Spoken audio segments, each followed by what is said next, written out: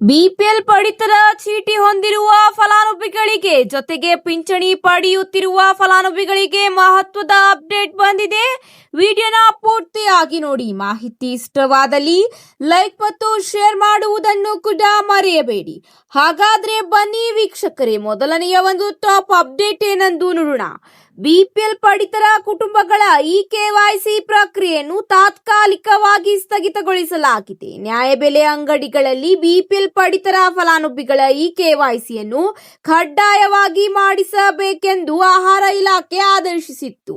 ಅಂತೆಯೇ ಕೆಲವು ನ್ಯಾಯಬೆಲೆ ಅಂಗಡಿಗಳಲ್ಲಿ ಬಿಪಿಎಲ್ ಪಡಿತರ ಕುಟುಂಬದ ಸದಸ್ಯರ ಕೆವೈಸಿ ಪ್ರಕ್ರಿಯೆ ಆರಂಭವಾಗಿತ್ತು.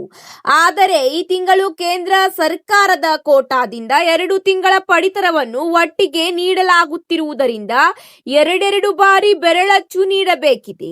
ನೆಟ್ವರ್ಕ್ ಸಮಸ್ಯೆ ಕೂಡ ಎದುರಾಗುತ್ತಿದ್ದು ಪಡಿತರ ವಿತರಣೆಗೆ ಬೆರಳಚ್ಚು ಪಡೆಯಲು ಸಾಧ್ಯವಾಗದೆ ಮತ್ತೊಂದು ದಿನ ಬರಲು ಹೇಳಿ ಪಡಿತರ ನೀಡಿ ಕಳಿಸಲಾಗುತ್ತಿದೆ. ಹೀಗಿರುವಾಗ ಕೆವೈಸಿ ಪ್ರಕ್ರಿಯೆ ನಡೆಯುವುದು ಕಷ್ಟ ಸಾಧ್ಯವಾಗಿದೆ. ಹೀಗಾಗಿ ತಾತ್ಕಾಲಿಕವಾಗಿ ಬಿಪಿಎಲ್ ಪಡಿತರ ಕುಟುಂಬಗಳ ಕೆವೈಸಿ ಪ್ರಕ್ರಿಯೆಯನ್ನು ಸ್ಥಗಿತಗೊಳಿಸಲಾಗಿದ್ದು ಸೆಪ್ಟೆಂಬರ್ ತಿಂಗಳಲ್ಲಿ ಕೆವೈಸಿ ಮಾಡಿಸುವಂತೆ ಆಹಾರ ಇಲಾಖೆ ಈಗ ಫಲಾನುಭವಿಗಳಿಗೆ ಕಟ್ಟುನಿಟ್ಟಿನ ಸೂಚನೆ ಹೊರಡಿಸಿದೆ.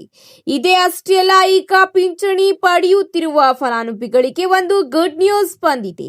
ಹೌದು ವೀಕ್ಷಕರೇ, ಈಗಾಗಲೇ ರಾಜ್ಯ ಸರ್ಕಾರವು ಲಕ್ಷಾಂತರ ಕಾರ್ಡ್ಗಳನ್ನು ತಾತ್ಕಾಲಿಕವಾಗಿ ರದ್ದುಪಡಿಸಿತ್ತು. ಹೌದು ವೀಕ್ಷಕರೇ, ಶಾಸನ ಪಡೆಯುತ್ತಿರುವ ಖಾತೆಗಳನ್ನು ಈಗ ರದ್ದುಪಡಿಸಲಾಗುತ್ತಿತ್ತು. ಆದರೆ ಅಂತಹ ಒಂದು ಖಾತೆಗಳನ್ನು, ಅಂತಹ ಒಂದು ಶಾಸನ ಪಿಂಚಣಿಯನ್ನು ಈಗ ಫಲಾನುಭವಿಗಳಿಗೆ ಮತ್ತೆ ನೀಡಲಾಗುತ್ತಿದೆ. ಹೌದು ವೀಕ್ಷಕರೇ, 30 ದಿನಗಳ ಒಳಗಾಗಿ ಅಗತ್ಯದ ದಾಖಲಾತಿಯೊಂದಿಗೆ ಫಲಾನುಭವಿಗಳು ತಹಶೀಲ್ದಾರ್ ಕಚೇರಿಯಲ್ಲಿ ಎಲ್ಲಾ ಮಾಹಿತಿಯನ್ನು ಸಲ್ಲಿಸಿದರೆ 30 ದಿನಗಳ ಒಳಗಾಗಿ ನಿಮ್ಮ ಎಲ್ಲಾ ಮಾಹಿತಿಯನ್ನು ಕಂದಾಯ ಇಲಾಖೆ ಅಧಿಕಾರಿಗಳು ಪರಿಶೀಲಿಸಿ ನಿಮ್ಮ ಬ್ಯಾಂಕ್ ಖಾತೆಗೆ ಶಾಸನ ಮೊತ್ತ ಮತ್ತೆ ಜಮಾವಾಗುತ್ತದೆ ಎಂಬ ಮಾಹಿತಿ ಈಗ ಲಭ್ಯವಾಗಿದೆ.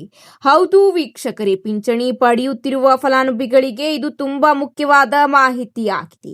ವೃದ್ಧಾಪ್ಯ ವೇತನ, ಅಂಗವಿಕಲ ವೇತನ, ಇದರ ಜೊತೆಗೆ ವಿಧವಾ ವೇತನ ಪಡೆಯುತ್ತಿರುವ ಫಲಾನುಭವಿಗಳು ತಕ್ಷಣವೇ ಈ ಒಂದು ಕೆಲಸ ಮಾಡಲು ಕಂದಾಯ ಇಲಾಖೆ ಈಗ ಸೂಚನೆ ನೀಡಿದೆ. 4 ತಿಂಗಳಿಂದಲೂ ಸಾಮಾಜಿಕ ಪಿಂಚಣಿ ಫಲಾನುಭವಿಗಳ ಬ್ಯಾಂಕ್ ಖಾತೆಗೆ ಬರುತ್ತಿಲ್ಲ. ಇಂತಹ ಒಂದು ಫಲಾನುಭವಿಗಳಿಗೆ ಈಗ ಗುಡ್ ನ್ಯೂಸ್ ನೀಡಲಾಗಿದ್ದು ಫಲಾನುಭವಿಗಳು ಪಿಂಚಣಿ ಪಡೆಯಲು ಈಗ ಅವಕಾಶ ನೀಡಲಾಗಿದೆ. 30 ದಿನಗಳ ಒಳಗಾಗಿ ದಾಖಲಾತಿಯನ್ನು ಸಂಬಂಧಿಸಿದ ತಾಲೂಕು ತಹಶೀಲ್ದಾರ್ ಕಚೇರಿಗೆ ಸಲ್ಲಿಸಲು ಸೂಚನೆ ನೀಡಲಾಗಿದೆ.